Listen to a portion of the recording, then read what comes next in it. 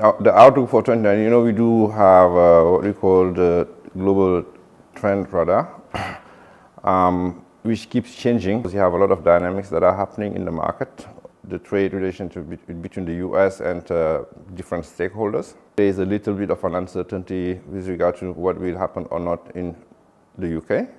China is having some challenges with that, and there are big players in the global trade.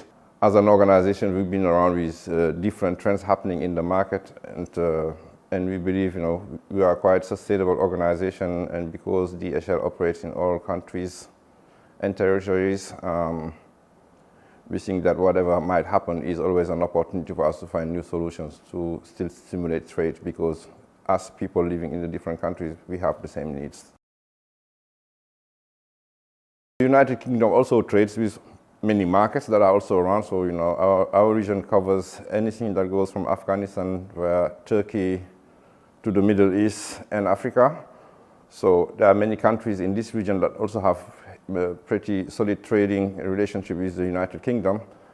And if enterprises and people who are driving the economy in the United Kingdom are pretty much concentrated on what is happening in the United Kingdom, it means that potentially, we have other trade flows that we need to stimulate more, because as you know, if people are innerly oriented, then the trading also gets affected. So DHL Global Forwarding is a pretty sizable organization in the United Kingdom, but we also are pretty sizable. We are market leaders when it comes to everything that relates to logistics, and that means that we do supply chain services together with our supply chain division. We do customs brokerage for anything that needs to be customs cleared, because the United Kingdom being in the EU, they don't have a lot of custom challenges within the EU that need to be tackled, but they also have relationship with China, with many different markets that are exporting to the United Kingdom. Therefore, we have to deal with customs regulations, and then as it comes, we will be able to treat it, because we're already dealing with customs difficulties that have to be managed for other countries. So we think that we are fully prepared whichever way it works.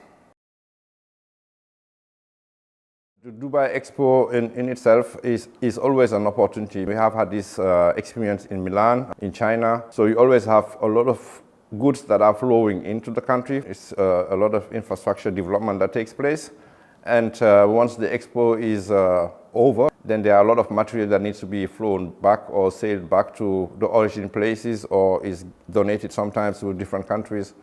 So, and that type of transaction needs to be organized so that it is completely flawless. We are very, very happy that it is happening in Dubai, because I think it's the first time it is happening in the Gulf countries, at least in my history. We'll contribute and do our best so that it is a success, and we're working with different partners, particularly with Emirates, to be able to provide good solutions to customers that are coming in. UAE is a very important hub for us, and that has been one of the pillars of the development of the UAE, was to develop a logistics hub, because you have a lot of multimodal solutions that happen in the UAE, and there's a big connectivity between the UAE and many different countries on the globe. And with the possibility for Emirates Airline to reach out to many different countries, with the possibility of a road network that has been built up within the Gulf countries, so that we can reach out to many other GCC countries. So it is a very important hub. To give you an image, it is as important as Singapore or Hong Kong or Shenzhen or Germany or the US, because this is the largest hub that we have in the Middle East and Africa region. In Dubai alone, we run roughly around 260,000, and in total we run 300,000 square meters of warehousing. So it's a very large footprint. We think that's the largest that exists in this market. Secondly, we have AOG Competence Center for all the airlines that are operating in and out of this place. We service a lot of airlines in Africa, but also in Europe on AOGs, because with Strata and all other companies that have been set up by the UAE here in Al Ain and the different places. So there are a lot of services that are happening from this region. And lastly, we have a big competence center that is based out of UAE. So roughly we have 75 people sitting in our office here in Jebel Ali who work on infrastructure logistics, because a lot of energy plants are being developed and implemented across the region. There is a lot of infrastructure development taking place in Saudi, in all the different countries here in the Gulf, but as well as in places like Madagascar, Ethiopia, etc. So, and this is a hub. So, most of the time we will concentrate a lot of tools here, and then sometimes they will go towards Africa, sometimes they will go towards the other Gulf countries. So it's a very important hub. We are actively participating and working on the Logistics 2030 strategy of Saudi. I'm part of the advisory board in that organization, and so yes, we know exactly what are the vision and ambitions that are sort of being worked on in Saudi. But between having a vision and having it fully executed, it takes quite some time.